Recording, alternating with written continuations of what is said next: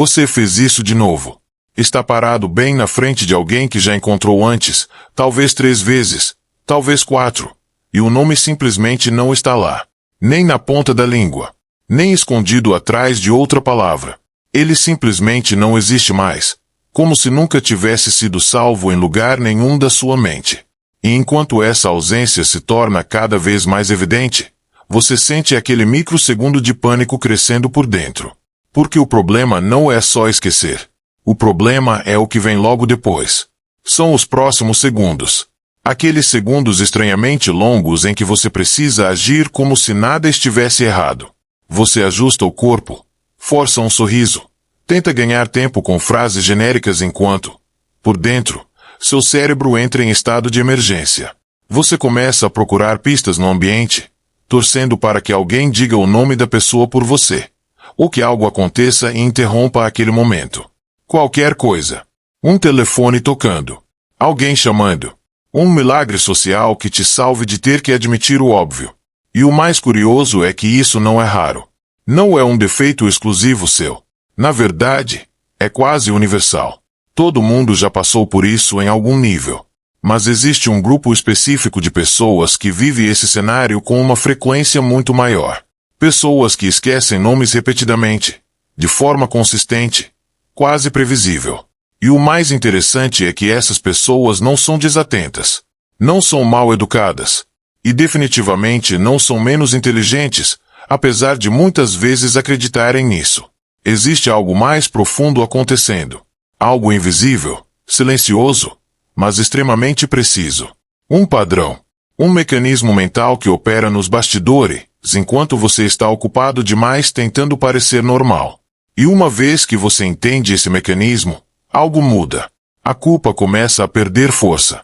Aquela sensação de tem algo errado comigo começa a desaparecer, porque você percebe que o problema nunca foi exatamente o que você pensava. Agora, pense no exato momento em que você conhece alguém pela primeira vez. Parece simples, quase automático. Mas por trás dessa simplicidade existe uma sobrecarga absurda de processamento acontecendo ao mesmo tempo. Seu cérebro está analisando o rosto da pessoa, interpretando expressões, avaliando o tom de voz, tentando entender o contexto da situação, calculando rapidamente se aquela interação é importante, se você precisa causar uma boa impressão, se existe algum tipo de risco social envolvido. Enquanto tudo isso acontece, você ainda está tentando decidir o que dizer. Qual postura adotar? Como se comportar? Seu cérebro está, literalmente, operando no limite. É como se várias abas estivessem abertas ao mesmo tempo, todas exigindo atenção imediata. E é exatamente nesse momento de caos silencioso que algo aparentemente simples acontece. A pessoa diz o próprio nome. E esse é o detalhe que quase ninguém percebe. Por quê? No meio de toda essa carga mental, aquele nome não entra como algo significativo. Ele entra como um som solto. Um dado isolado. Sem conexão, sem contexto, sem peso emocional suficiente para se fixar. E é exatamente aqui que tudo começa a dar errado. Agora imagine esse momento com mais precisão. A pessoa olha para você e diz algo como prazer, eu sou Rafael. E por um instante, esse som realmente entra na sua mente. Ele existe ali, por alguns segundos. Mas diferente de outras informações que você recebe no dia a dia, esse nome não encontra onde se encaixar. Ele não ativa nenhuma imagem clara. Não desperta uma memória anterior. Não carrega um significado imediato. Ele não se conecta a nada. E o seu cérebro, que é extremamente eficiente, precisa tomar decisões o tempo todo sobre o que vale a pena guardar e o que pode ser descartado. Por quê? Ao contrário do que parece, você não esquece por falha. Você esquece por design. Seu cérebro foi construído para economizar energia, não para armazenar tudo. E, nesse exato momento, o nome de alguém que você acabou de conhecer compete com dezenas de outros estímulos que parecem muito mais urgentes.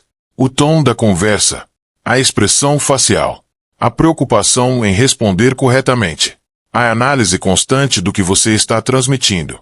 Tudo isso tem prioridade. O nome não. Ele fica em segundo plano, quase como um detalhe técnico que pode ser resolvido depois. Só que esse depois nunca chega, porque o cérebro já seguiu em frente. Existe uma explicação clássica para isso que revela algo contraintuitivo.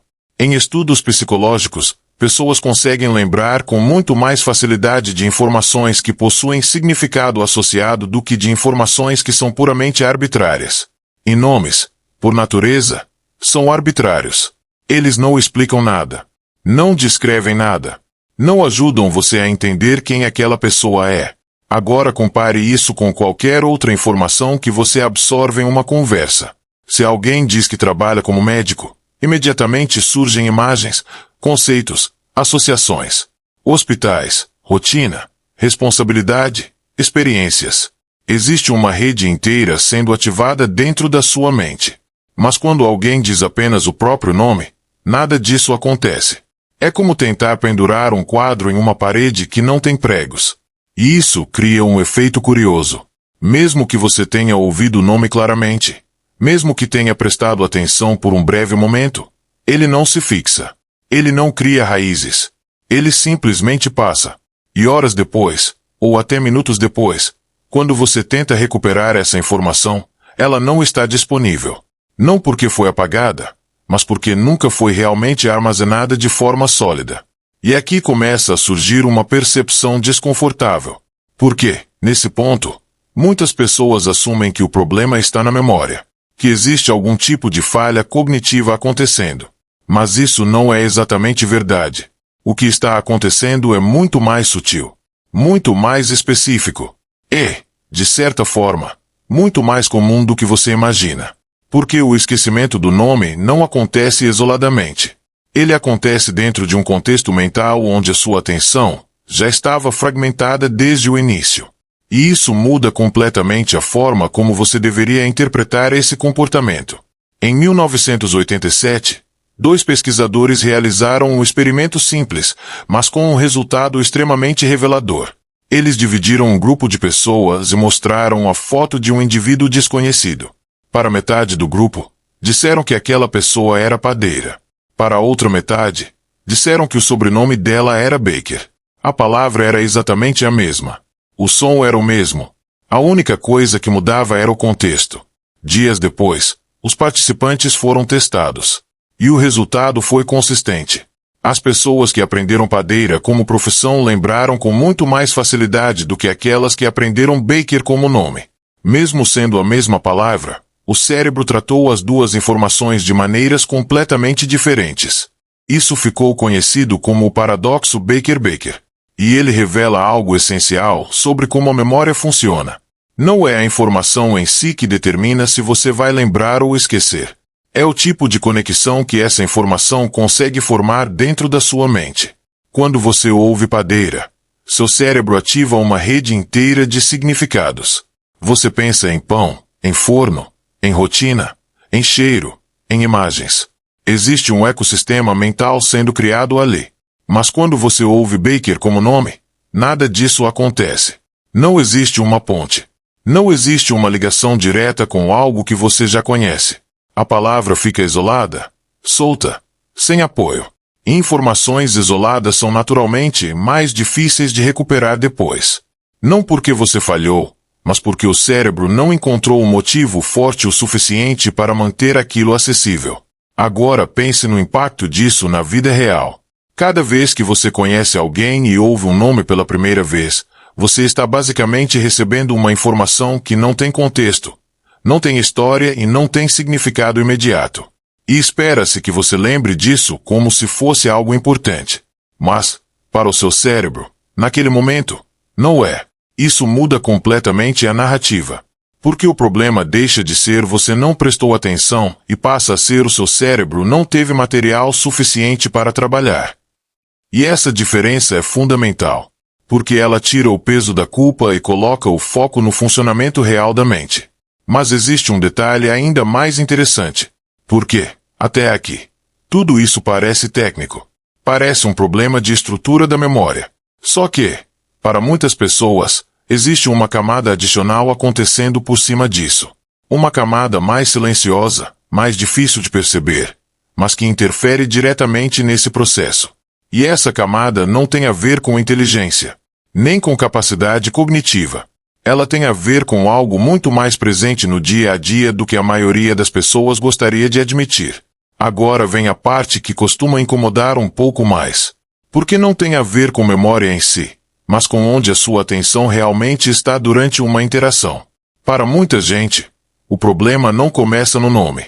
Ele começa antes, no exato momento em que a conversa começa. Enquanto a outra pessoa fala, existe uma segunda voz acontecendo em paralelo dentro da sua cabeça. Uma narração interna constante. Você não está apenas ouvindo. Você está avaliando. Está ajustando sua postura. Está medindo o contato visual. Está pensando se está sorrindo de mais ou de menos. Está analisando se falou algo estranho segundos atrás. Está antecipando o que dizer em seguida. E tudo isso acontece ao mesmo tempo, de forma automática, quase invisível. E é aí que está o ponto crítico. Porque quando o nome finalmente surge, ele entra em um sistema que já está ocupado demais lidando com outras prioridades. Ele não recebe atenção total. Ele recebe o que sobra. E o que sobra, na maioria das vezes, não é suficiente para transformar aquele som em algo memorável. Isso não é falta de educação. Isso não é desinteresse. Isso é sobrecarga. Existe um fenômeno psicológico que ilustra exatamente isso. Ele foi observado quando pesquisadores analisaram pessoas em situações de conversa em grupo. Quando alguém sabe que vai precisar falar em seguida, a capacidade de lembrar do que a pessoa anterior disse cai drasticamente. Não porque a pessoa não ouviu, mas porque ela já estava mentalmente em outro lugar, preparando sua própria fala. Esse efeito mostra algo importante. A mente humana não lida bem com múltiplas prioridades conscientes ao mesmo tempo. Quando você tenta ouvir, ao mesmo tempo, se preparar, uma das duas coisas perde qualidade. E, na maioria das vezes, é a escuta que sofre. Agora aplique isso a interações sociais comuns. Se você tem um nível mais alto de autoconsciência, ou até mesmo um certo grau de ansiedade social, esse estado não é ocasional. Ele é constante. Você não entra em conversas apenas para ouvir. Você entra já monitorando, ajustando, prevendo, corrigindo. Você está sempre um passo à frente. Ou tentando estar. E isso tem um custo. Porque estar sempre antecipando o próximo movimento significa nunca estar completamente presente no momento atual. E o nome de alguém, que já é uma informação frágil por natureza, precisa exatamente disso para se fixar. Presença. Atenção plena, mesmo que por poucos segundos. Sem isso, ele passa direto. E, quando você percebe, já é tarde demais. A conversa continua, a interação evolui, mas aquele detalhe essencial já ficou para trás. E então, minutos depois, você se encontra naquela situação familiar, tentando desesperadamente recuperar algo que nunca foi realmente registrado. E nesse ponto, a pergunta muda completamente. Nesse ponto, a pergunta deixa de ser por que eu esqueço nomes, e passa a ser outra, muito mais precisa. Onde exatamente estava minha atenção quando esse nome foi dito? Por quê? Se você observar com honestidade, vai perceber que o nome raramente é o problema central. Ele é apenas a consequência visível de algo que já estava acontecendo antes. Isso muda tudo. Por quê? Durante muito tempo, muita gente carregou a ideia de que esquecer nomes era um sinal de desatenção ou até de falta de consideração. Como se fosse uma falha de caráter leve, mas constante. Algo que deveria ser corrigido com mais esforço, mais foco, mais disciplina. Mas a realidade é mais sutil.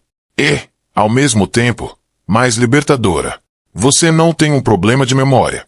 Você tem um problema de distribuição de atenção. E essas duas coisas são completamente diferentes. Memória é armazenamento. Atenção é seleção.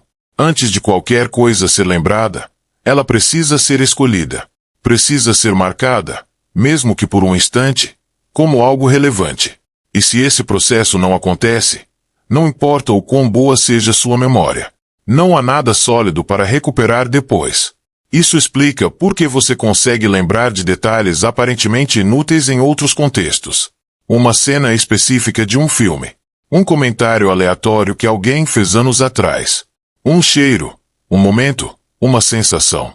Essas coisas ficaram porque, naquele instante, sua mente estava disponível para recebê-las. O nome, por outro lado, chega em um momento de disputa. E, muitas vezes, ele perde. Agora, existe um ponto ainda mais interessante aqui. Pessoas que esquecem nomes com frequência geralmente não são pessoas distraídas no sentido clássico. Na verdade, muitas delas são o oposto. São pessoas altamente conscientes, extremamente atentas, mas voltadas para dentro. Elas estão tão ocupadas monitorando a si mesmas que sobra pouco espaço para absorver o outro. E isso cria um paradoxo curioso. Quanto mais você tenta causar uma boa impressão, maior a chance de você esquecer um detalhe básico como o nome da pessoa. Porque sua energia mental está sendo usada para ajustar comportamento, e não para registrar informação. E, quando você entende isso, algo muda de forma quase imediata. A culpa começa a perder sentido. Porque não faz mais sentido se cobrar por algo que não está diretamente ligado à sua capacidade de lembrar, mas sim à forma como sua atenção está sendo direcionada no momento mais crítico. Mas essa percepção também traz uma responsabilidade. Por quê?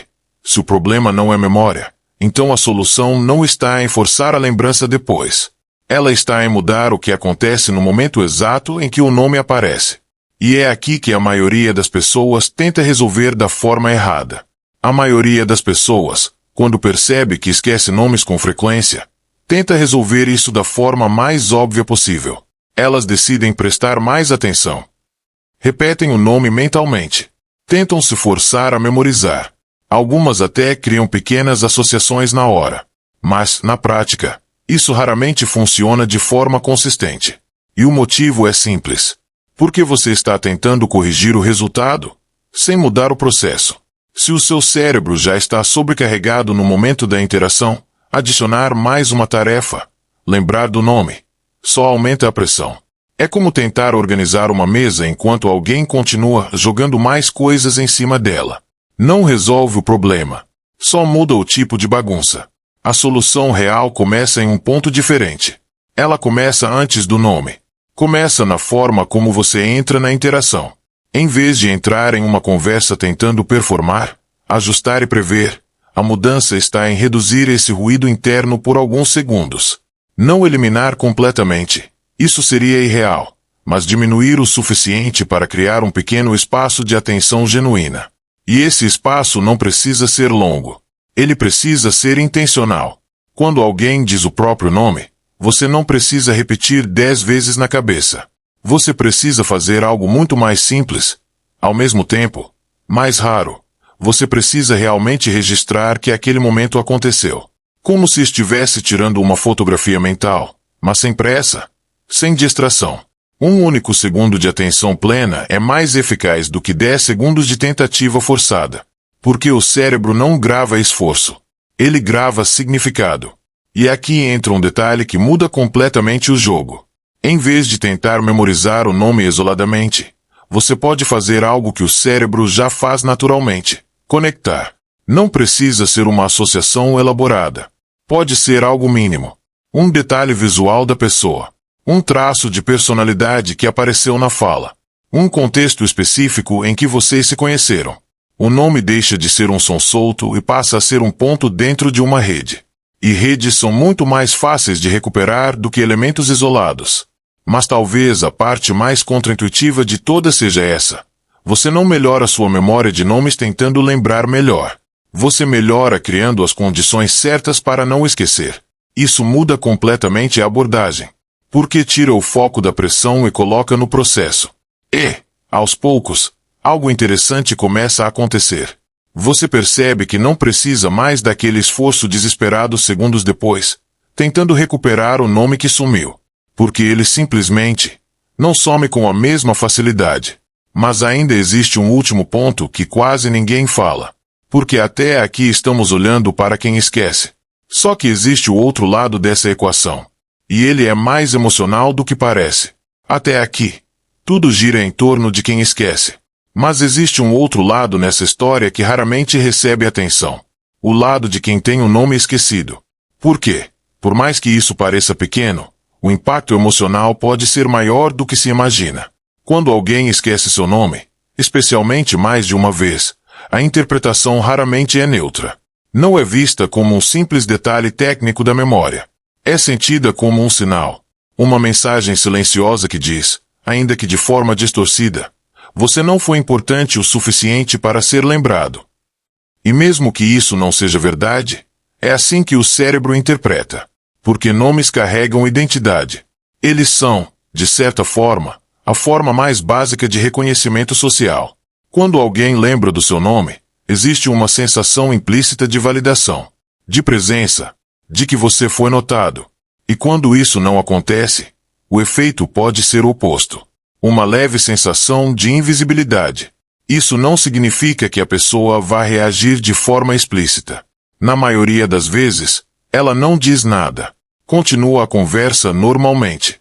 Mas internamente, algo muda. Um pequeno ajuste na forma como ela percebe aquela interação. Uma diminuição sutil na conexão. E o mais curioso é que isso acontece dos dois lados ao mesmo tempo. De um lado, alguém tentando desesperadamente esconder que esqueceu. Do outro, alguém tentando não demonstrar que percebeu. É um teatro silencioso, perfeitamente sincronizado, onde nenhum dos dois está completamente confortável, mas ambos seguem em frente como se estivesse tudo certo. E isso cria uma distância invisível. Agora, aqui está o ponto importante.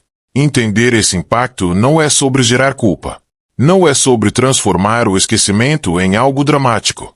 É sobre reconhecer que pequenos detalhes carregam significados maiores dentro das interações humanas.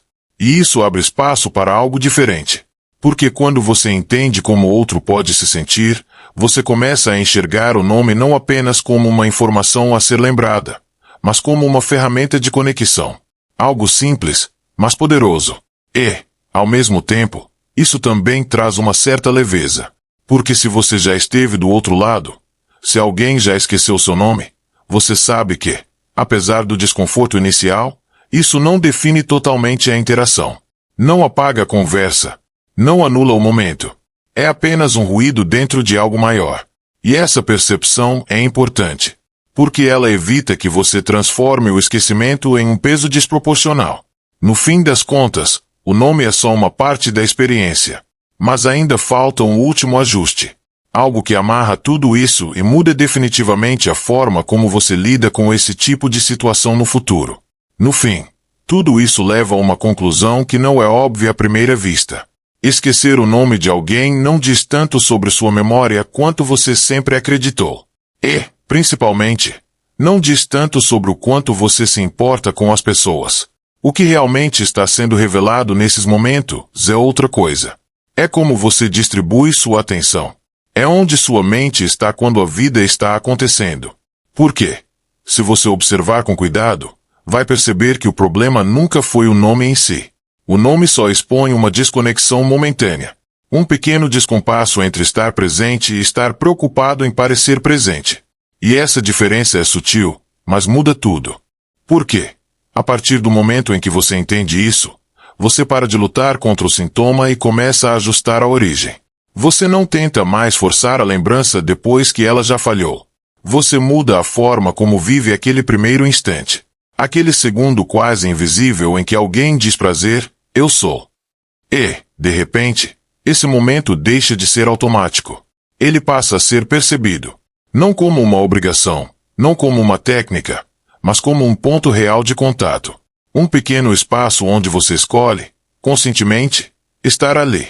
Sem antecipar a próxima frase. Sem revisar o que acabou de dizer. Sem tentar controlar a impressão que está causando. Só presente. E isso, por si só, já transforma a forma como a informação é registrada. Porque, no fundo, lembrar nomes nunca foi sobre decorar palavras. Foi sempre sobre conexão. E conexão exige presença. Agora, existe um detalhe interessante nisso tudo. Quando você tira o peso da obrigação de lembrar, quando você para de tratar isso como um teste que precisa ser passado, algo inesperado acontece. Sua mente relaxa. E, ironicamente, é exatamente nesse estado que ela funciona melhor.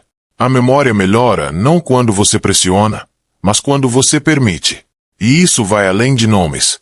Se estende para conversas, experiências, momentos inteiros que passam despercebidos porque você estava ocupado demais tentando acertar tudo. Como se viver fosse uma performance constante, e não uma experiência sendo construída em tempo real. Então, da próxima vez que você se encontrar naquela situação familiar, aquele pequeno momento de dúvida, talvez a reação não precise ser a mesma. Talvez não precise vir o pânico imediato, nem o teatro improvisado, nem a autocobrança silenciosa. Talvez você apenas reconheça, respire, e entenda que aquilo não define você, porque nunca definiu. E, curiosamente, é exatamente quando você para de tentar tanto, que começa a lembrar mais.